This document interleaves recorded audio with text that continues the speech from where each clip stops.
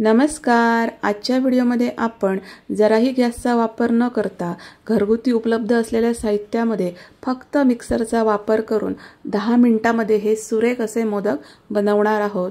तर आपल्या लाडक्या गणपती बाप्पासाठी आपण नेहमी उकडीचे मोदक करतो, तळणीचे मोदक करतो, पण प्रसादासाठी म्हणा किंवा नैवेद्यासाठी म्हणा आपल्याला हे असे मोदक करावे लागतात। तर मोदकाची एकदम सोपी आणि झटपट होणारी ही रेसिपी आहे। खूप छान असे हे मोदक तयार होतात आणि चवीला एकदम अप्रतिम, एकदम सुरेख असे हे मोदक तयार होतात। तर नेहमी बाहेरून जे आपण मोदक विकत आणतो ते भेसळयुक्त असतात आणि फार महाग असतात। तर अगदी घरगुती उपलब्ध असलेल्या साहित्यामध्ये तुम्ही हे मस्त असे मोदक बनवू शकता। मोदकाची एकदम सोपी अशी ही रेसिपी आहे आणि झटपट होणारी आहे आणि तितकीच चविष्ट आहे।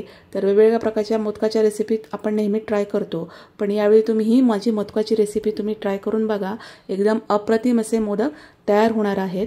तर कसे केले ते बघूया। तर मिक्सरच्या जारमध्ये मी अर्धा कप साखर आणि त्याच्यामध्ये 2 वेलदोडे घातलेले आहेत आणि याची एकदम मी पिठी साखर करून घेणार आहे, एकदम बारीक। तर मस्त अशी बारीक इथे ही पिठी साखर तयार झालेली आहे। तर ही पिठी साखर मी एका बाउलमध्ये काढून घेतलेली आहे।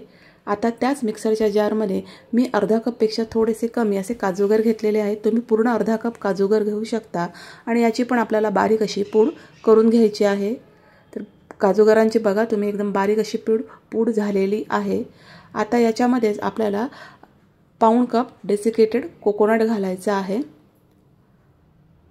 तर इथं मी पाऊण कप डेसिकेटेड कोकोनट वापरलेलं आहे, ते इथे ॲड करायचं आहे। आणि नंतर मग याच्यामध्ये हे 10 रुपयाचं मिल्क पावडरचं पॅकेट मी ॲड केलेलं आहे। आपण इथं कुठे खवा किंवा कंडेन्स मिल्क वापरत नाही आहोत, त्यामुळे मी इथं मिल्क पावडर वापरलेली आहे। याच्यामुळे चव आहे ना ती एकदम खव्या किंवा कंडेन्स मिल्कसारखी या मोदकांना येणार आहे। तर हे पण मिक्सरला मी एकदम बारीक फिरवून घेतलेलं आहे। हे बघा सगळं छान अगदी एकत्र झालेलं आहे। आता मग अशा पिठी साखरमध्ये हे सगळं मिश्रण आपण काढून घेणार आहोत। एकदम झटपट हे मोदक होतात आणि चवीला एकदम अप्रतिम। आणि आता हे छान असं एकत्र करून घ्यायचं आहे। तर चमच्याने काही हे एकत्र होणार नाही आहे, म्हणून मी हाताने हे छान अगदी एकत्र करून घेतलेलं आहे। म्हणजे हे मिश्रण आहे ते मस्त असं एकत्र होईल आणि त्याची चव जी आहे ती परफेक्ट येईल। हाताने असं छान अगदी एकत्र करून घ्यायचं। परफेक्ट असं एकत्र झालेलं आहे। आता याच्यामध्ये मी दुधाची ही साय वापरलेली आहे। तुम्ही इथं दूध वापरू शकता, पण दुधापेक्षा साय वापरण्याचा प्रयत्न करा, कारण साईमुळे या मोदकाची चव आहे ती अजून खूप छान येणार आहे। तर बरोबर 3 चमचे मला इथं दुधाची साय लागलेली आहे।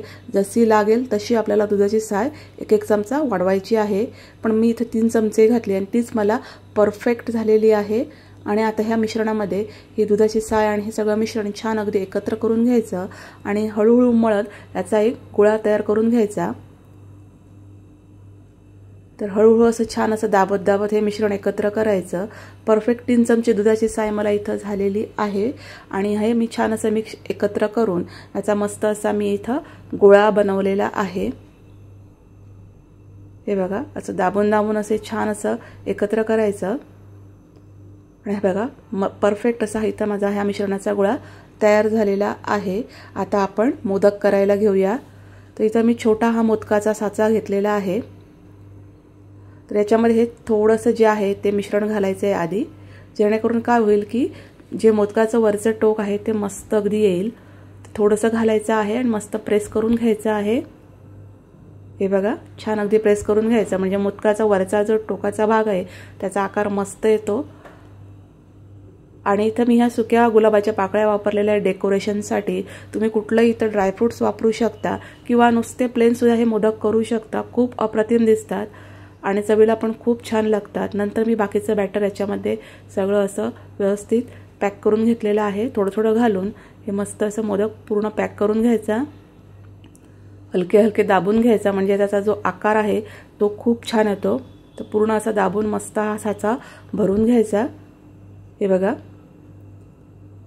आणि साईडला जर काही एक्स्ट्रा जर मिश्रण बाहेर आलं असेल साच्याच्या तर ते काढून टाकायचं, म्हणजे दिसायला मोदक सुरेख दिसतो।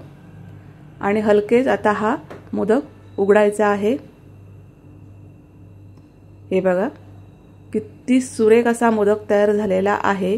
जराही गॅसचा वापर न करता, जास्त वेळ न घालवता अगदी झटपट असा आपण हा मोदक तयार केलेला आहे घरी उपलब्ध असलेल्या साहित्यामध्ये। तर बघू शकता किती सुंदर असा हा मोदक इथं तयार झालेला आहे, एकदम झटपट। तर अशाच प्रकारे मी सगळे मोदक करून घेतले। तर एवढ्या ह्या मिश्रणामध्ये माझे बरोबर 13 मोदक झाले। म्हणजे 11 मोदकाचा जर नैवेद्य लावायचा असेल तुम्हाला तर तुम्ही एवढं प्रमाण घेऊ शकता, आणि 21 मोदक जर तुम्हाला करायचे असतील तर याच्या दुप्पट प्रमाण तुम्ही घेऊ शकता। किती सुरेख आणि सुंदर असे मोदक तयार झालेले आहेत। अगदी लहान मुलं सुद्धा करू शकतील, इतकी सोपी आणि चविष्ट अशी ही मोदकांची रेसिपी आहे। जो कोण हा मोदक खाईल तर त्याला हे मोदक नक्कीच आवडतील आणि तुम्हाला विचारतील की हे कसे केले। तर माझी ही साधी सोपी मोदकाची रेसिपी तुम्हाला कशी वाटली ती कमेंट्समध्ये मात्र नक्की सांगा। तुम्ही जर हे मोदक केले तर ते कसे झाले ते पण मला कमेंट्समध्ये नक्की सांगा। जर हा माझा व्हिडिओ आवडला असेल तर त्याला लाईक करा, शेअर करा। चॅनलवर जर तुम्ही नवीन असाल तर नक्की सबस्क्राईब करा। अशा छानशा रेसिपीसह आपण भेटू नेक्स्ट व्हिडिओमध्ये। तोपर्यंत धन्यवाद।